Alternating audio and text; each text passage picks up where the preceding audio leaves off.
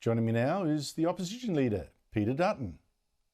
Joining me is the opposition leader, Peter Dutton. Peter Dutton, thanks for your time. You said today the Prime Minister should now call an election on his changes. Why is that? Because it's been such a significant betrayal of his trust that was instilled in him, that people voted for him in their millions, Andrew. That's the reality of what happened at the last election. And I think if you're walking away from it, you've promised it 100 times, and you are looking the Australian public in the eye and saying that I'm not going to do what I promised you I would do, I think the Prime Minister needs to refresh his mandate. And I think people need to be given the opportunity to pass judgment on his character and on his betrayal of the Australian people. Well, you don't buy the line that he was spinning today. Look, circumstances have changed. We've had to change with it. No, and what happens when circumstances change next year or a month after the next election?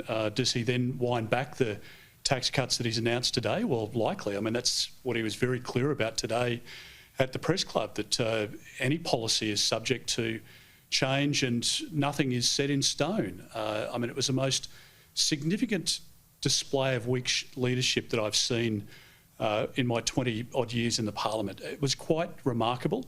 And he doubled down today, wouldn't apologise, wouldn't admit that he'd even made a mistake by lying to the public. And as it turns out, when you go back and fact-check what he said today, there are discrepancies, further discrepancies in what he's saying, which, again, I think the Australian public would be quite astounded by. Such as?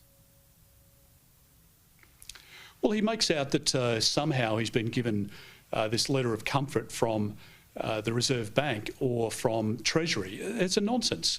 When you look at what Treasury's had to say, there's sort of a bland statement about whether it's inflationary or not. It doesn't give any sense of how it's not inflationary, given that the independent economists are saying that it is inflationary. If it is inflationary, it's going to push interest rates up, or at the very least, keep interest rates higher for longer. So the Prime Minister's got a real problem here, a problem with credibility. I think he's destroyed his leadership and certainly destroyed any credibility that he had with the Australian public. And you can't go out there today misleading people. As it turns out, which again the Prime Minister admitted from his speech today, over the next 10 years, people will pay an extra $28 billion in tax to the Australian Taxation Office because of bracket creep as a result of the changes that the Prime Minister's made. Didn't make a line into his speech. And look, as I said in the papers today, clearly the man has lied, and it's a broken promise, and his credibility will be shot. And yet it's has put a challenge to you, because to me the politics seems clear. He wants to portray you, if you resist what is done, as an enemy of the tax cuts, the extra tax cuts he's giving to lower income Australians, to poor Australians. Here's the rich Liberals again, you know, socking the poor Australians, the battlers. So I would have thought that you would have to fight for the stage 3 tax cuts that you and Labor did indeed both promise, but then match Labor's extra tax cuts for lower income earners. Is that indeed what you're going to do?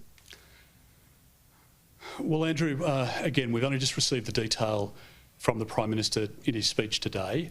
There's certainly many questions that we have of Treasury and of the Prime Minister, detail that we don't yet have. We still think there's a black hole in the Prime Minister's costings, so we need that clarified as well. And we'll gather all of that information, and then we'll be in a position to make an announcement in relation to our policy. What I think most Australians are concentrating on today is the fact that they've been deceived and that they've got a Prime Minister who has lied to them. And as you rightly point out in your column, it is a lie.